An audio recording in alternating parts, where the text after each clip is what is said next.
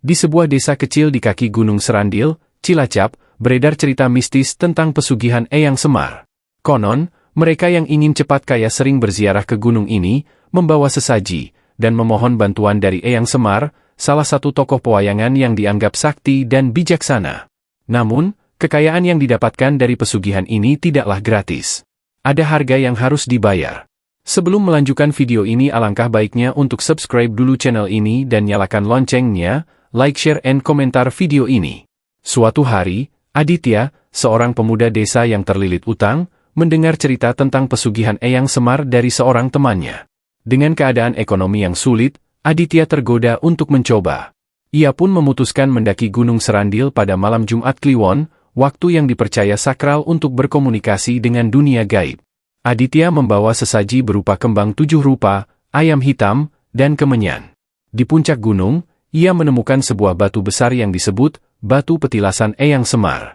Di sana, ia mulai membakar kemenyan dan berdoa dengan khusyuk, memohon bantuan agar kehidupannya berubah. Tiba-tiba, suasana menjadi hening. Angin berhenti berhembus, dan udara terasa lebih dingin. Dari balik kabut yang tebal, muncul sosok pria tua berpakaian putih dengan wajah teduh, namun sorot matanya penuh wibawa. Sosok itu memperkenalkan dirinya sebagai Eyang Semar. "Aditya, kau datang untuk meminta kekayaan. Tapi ingat, segala sesuatu ada konsekuensinya," ujar Eyang Semar dengan suara berat. Aditya, yang sudah gelap mata, langsung mengangguk.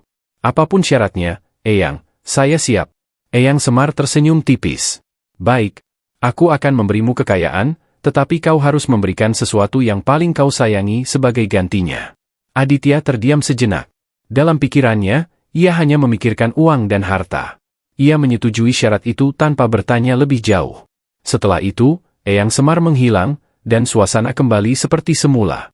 Tak lama setelah kejadian itu, hidup Aditya berubah drastis. Ia menemukan emas di ladangnya, usahanya tiba-tiba sukses, dan utangnya terlunasi. Namun, kebahagiaan itu tak bertahan lama. Satu persatu anggota keluarganya jatuh sakit tanpa sebab. Ibunya meninggal, diikuti oleh adiknya. Aditya mulai menyadari bahwa kekayaan yang ia peroleh adalah kutukan. Ia kembali ke Gunung Serandil, memohon kepada Eyang Semar untuk mencabut pesugihan tersebut. Namun, suara gaib hanya menjawab, "Keputusan sudah diambil. Kekayaanmu akan selalu diiringi kehilangan." Hidup Aditya menjadi pelajaran bagi penduduk desa. Mereka menyadari bahwa pesugihan bukanlah jalan keluar dari kemiskinan, melainkan jalan menuju kehancuran. Hingga kini, Gunung Serandil tetap menjadi tempat ziarah, tetapi warga yang bijak hanya datang untuk berdoa kepada Tuhan, bukan meminta bantuan makhluk gaib. Cerita ini terus menjadi pengingat bahwa tidak ada kekayaan yang didapat tanpa kerja keras dan pengorbanan yang benar. Apakah kau berani mengambil risiko seperti Aditya? Setelah kehilangan ibunya dan adiknya, Aditya merasa kesepian dan bersalah. Ia tak bisa menikmati kekayaannya yang kini melimpah, karena setiap kali ia melihat hartanya, ia teringat pada keluarganya yang telah tiada. Kabar tentang nasib tragis Aditya menyebar luas di desanya, membuat penduduk semakin takut akan pesugihan di Gunung Serandil. Namun, Aditya tak menyerah. Ia bertekad untuk menemukan cara menghentikan kutukan itu. Ia mulai mencari orang-orang yang pernah mendengar cerita serupa, hingga akhirnya bertemu seorang kakek tua bernama Pak Murdiman, seorang paranormal yang tinggal di pinggir desa. Pak Murdiman dikenal memiliki pengetahuan mendalam tentang dunia gaib dan hal-hal mistis di Gunung Serandil. Aditya menceritakan semuanya kepada Pak Murdiman. Sang kakek mendengarkan dengan seksama, lalu mengangguk pelan. "Kau sudah berurusan dengan Eyang Semar. Bukan perkara mudah untuk mencabut kutukan ini, karena ia adalah sosok yang sangat dihormati dalam dunia gaib. Tapi ada satu cara," kata Pak Murdiman sambil memandang jauh ke arah gunung. "Kau harus kembali ke Gunung Serandil pada malam tertentu, malam saat gerbang antara dunia manusia dan dunia gaib terbuka lebar. Kau harus membawa sesaji yang jauh lebih besar dan melakukan ritual pembersihan jiwa. Tapi ingat, ini bukan tanpa risiko. Jika kau gagal, nyawamu mungkin menjadi taruhannya," jelas Pak Murdiman. Aditya yang sudah putus asa tak punya pilihan lain. Dengan tekad kuat, ia mengikuti saran Pak Murdiman. Ia mempersiapkan segala sesuatu, termasuk sesaji berupa kepala kerbau, kemenyan terbaik, kain putih, dan beberapa benda lainnya. Malam Jumat Kliwon berikutnya, ia kembali mendaki Gunung Serandil, kali ini dengan perasaan campur aduk antara takut dan harapan. Saat tiba di batu petilasan Eyang Semar, Aditya menata sesaji dengan hati-hati dan menyalakan kemenyan. Ia mulai membaca doa-doa yang diajarkan Pak Murdiman, memohon agar kutukan yang menjerat hidupnya dicabut. Kabut kembali turun, lebih tebal dari sebelumnya. Suara angin yang aneh terdengar, seperti bisikan ribuan suara dari dunia lain. Tiba-tiba, sosok Eyang Semar muncul lagi. Kali ini, wajahnya tampak lebih serius, bahkan cenderung menyeramkan. Aditya, kenapa kau kembali? Bukankah kau sudah menerima syarat yang kutetapkan? Aditya gemetar, tetapi ia memberanikan diri menjawab, Eyang, saya mohon ampun. Saya tidak tahu bahwa keputusan ini akan menghancurkan keluarga saya. Saya rela memberikan apapun asal kutukan ini dicabut. Eyang Semar memandang Aditya dalam-dalam, seolah menilai ketulusan hatinya. Menghapus kutukan tidak mudah, Nak. Apa kau benar-benar siap membayar harga yang lebih berat? Eyang Semar tersenyum tipis, tetapi senyuman itu penuh teka-teki. Baiklah. Kutukan akan dicabut, tetapi kau harus menyerahkan hidupmu sepenuhnya untuk membantu orang lain. Semua hartamu akan hilang, dan kau akan hidup dalam kesederhanaan. Apakah kau siap? Aditya terkejut, tetapi ia tahu ini adalah satu-satunya cara. Saya siap, Eyang.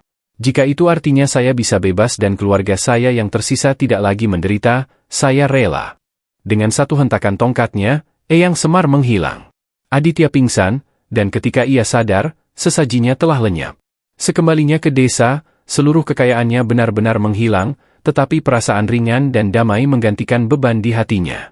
Ia memutuskan untuk hidup sederhana, menjadi petani, dan menggunakan sisa hidupnya untuk membantu sesama. Cerita Aditya menjadi pelajaran berharga bagi penduduk desa. Gunung Serandil tetap diselimuti aura mistis, tetapi tak ada lagi yang berani mencari pesugihan di sana.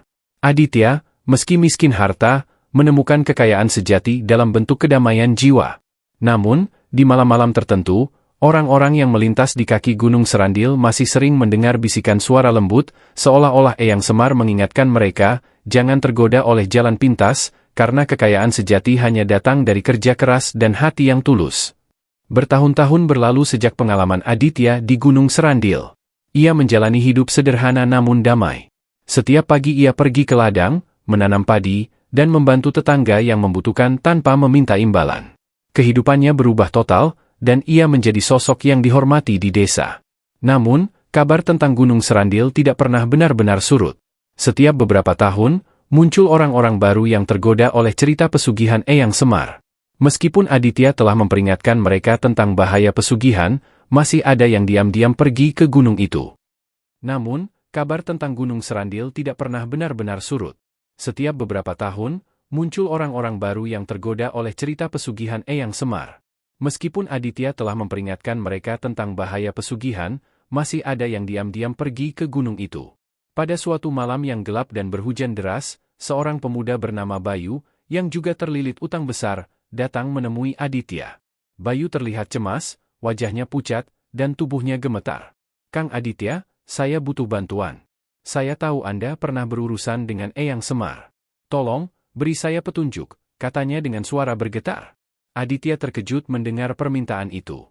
Bayu, apa yang kau lakukan? Jangan main-main dengan pesugihan. Kau tidak tahu apa yang akan kau korbankan. Tapi saya tidak punya pilihan, Kang.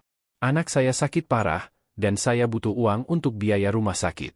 Saya sudah kemana-mana mencari bantuan, tapi tidak ada yang bisa menolong. Bayu memohon dengan air mata mengalir. Aditya merasa dilema. Ia tahu betul risiko yang akan dihadapi Bayu jika nekat berurusan dengan Eyang Semar. Namun, ia juga memahami rasa putus asa pemuda itu. Setelah berpikir sejenak, Aditya memutuskan untuk membantu dengan cara yang berbeda. Kau tidak perlu ke Gunung Serandil, Bayu. Aku akan membantumu mencari cara lain. Kita akan bergotong royong meminta bantuan warga desa. Aku juga akan menghubungi kenalan di kota yang mungkin bisa membantu biaya pengobatan anakmu, ujar Aditya dengan tegak. Aditya menepuk bahu Bayu dengan lembut. Percayalah, kekayaan yang didapat dengan jalan benar akan membawa berkah. Jangan korbankan hal yang lebih berharga daripada uang. Anakmu tidak butuh kekayaan, ia butuh kasih sayangmu. Dengan bantuan Aditya, warga desa pun menggalang dana untuk membantu Bayu. Mereka mengumpulkan uang sedikit demi sedikit, hingga cukup untuk membiayai pengobatan anaknya. Perlahan, kondisi anak Bayu mulai membaik. Bayu sangat berterima kasih kepada Aditya dan penduduk desa, dan ia bersumpah untuk tidak pernah tergoda oleh pesugihan. Aditya menyadari bahwa pengalaman hidupnya di Gunung Serandil bukan hanya pelajaran untuk dirinya sendiri, tetapi juga untuk menyelamatkan orang lain dari godaan jalan pintas yang penuh bahaya. Ia percaya bahwa tugas hidupnya adalah menjadi pengingat bagi siapa saja yang mendekatinya. Namun, di malam-malam sepi, ketika Aditya sendirian di ladangnya, ia terkadang merasa ada yang mengawasi. Kabut tipis sering turun tiba-tiba, dan suara angin berbisik lembut, seperti suara Eyang Semar yang masih menjaga wilayah itu. Di balik suara angin itu, Aditya seakan mendengar pesan halus, "Kau telah menebus dosamu, Aditya. Teruslah berjalan di jalan yang benar, karena manusia yang bijaksana akan membawa terang bagi yang lain." Cerita Gunung Serandil tetap hidup sebagai legenda, tetapi kini desa itu juga mengenal sosok Aditya sebagai lambang harapan dan kerja keras. Nama Eyang Semar tetap dihormati, bukan sebagai pemberi kekayaan instan, tetapi sebagai pengingat akan pentingnya kebijaksanaan dalam menjalani hidup. Malam-malam di desa kembali tenang setelah kisah Bayu dan anaknya yang selamat menjadi buah bibir di kalangan warga. Namun, Aditya merasa bahwa tugasnya belum selesai. Meski ia telah berhasil mencegah Bayu dari pesugihan, ia tahu masih ada banyak orang di luar sana yang tergoda oleh cerita mistis tentang Gunung Serandil dan Eyang Semar. Satu malam, Aditya bermimpi aneh. Ia melihat sosok Eyang Semar duduk di atas batu besar di Gunung Serandil. Wajahnya terlihat bijaksana, namun serius. Dalam mimpinya, Eyang Semar berkata, "Aditya, kau telah menebus kesalahanmu, tapi pekerjaanmu belum selesai. Ada seseorang yang akan datang padamu. Ia membawa kegelapan yang lebih besar daripada yang pernah kau temui. Bersiaplah, karena tugasmu adalah menghentikan bencana sebelum terlambat." Aditya terbangun dengan keringat dingin. Ia tahu ini bukan sekadar mimpi. Selama bertahun-tahun ia belajar memahami tanda-tanda gaib yang diberikan kepadanya. Peringatan itu sangat jelas, dan ia merasa waktu semakin dekat. Beberapa minggu kemudian, seorang pria bernama Rahman tiba di desa. Pria itu datang dengan mobil mewah dan pakaian mahal, mengaku berasal dari kota. Ia berbicara dengan nada ramah, menawarkan bantuan besar untuk pembangunan desa, termasuk masjid, sekolah, dan infrastruktur lainnya. Warga desa sangat terkesan, terutama karena Rahman mengaku akan memberikan donasi besar tanpa meminta imbalan. Namun, Aditya merasa ada yang ganjil. Mata Rahman terlihat gelap, seolah-olah menyimpan rahasia besar. Selain itu, Aditya mencium aroma kemenyan setiap kali Rahman lewat, sesuatu yang tidak wajar untuk orang biasa. Ia memutuskan untuk menyelidiki lebih jauh. Malam itu, Aditya mengikuti Rahman secara diam-diam. Ia melihat Rahman berjalan menuju hutan di sekitar Gunung Serandil, membawa sebuah kantong besar. Rahman berhenti di sebuah batu besar yang dikenal sebagai tempat ritual pesugihan. Ia mulai menyalakan kemenyan dan mengeluarkan sesaji yang lebih besar dari biasanya, kepala kerbau, kain hitam, dan kembang 7 rupa. Aditya terkejut. Ternyata Rahman bukan orang biasa, ia adalah seorang yang terikat dengan pesugihan yang jauh lebih gelap.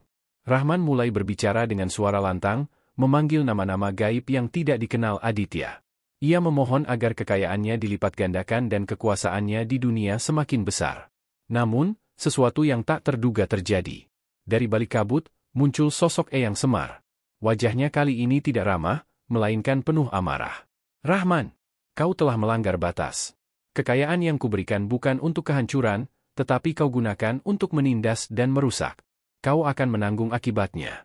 Rahman terdiam, wajahnya berubah pucat. Ia mencoba membela diri, tetapi suara Eyang Semar semakin keras. Tiba-tiba, angin kencang berhembus, dan api dari kemenyan padam. Rahman tersungkur ke tanah, tubuhnya menggigil ketakutan. Aditya yang menyaksikan semua itu memberanikan diri melangkah mendekat. "Eyang, biarkan aku membantu menghentikannya. Jangan biarkan ia membawa kehancuran lebih jauh," katanya dengan suara tegas. Eyang Semar menoleh ke arah Aditya dan mengangguk. "Kau adalah harapan bagi mereka yang tersesat, Aditya. Bantu orang ini kembali ke jalan yang benar. Namun, ingat, keputusan ada di tangannya sendiri." Setelah kejadian itu, Rahman tersadar dari ketakutannya. Aditya membawanya kembali ke desa dan berbicara panjang lebar dengannya.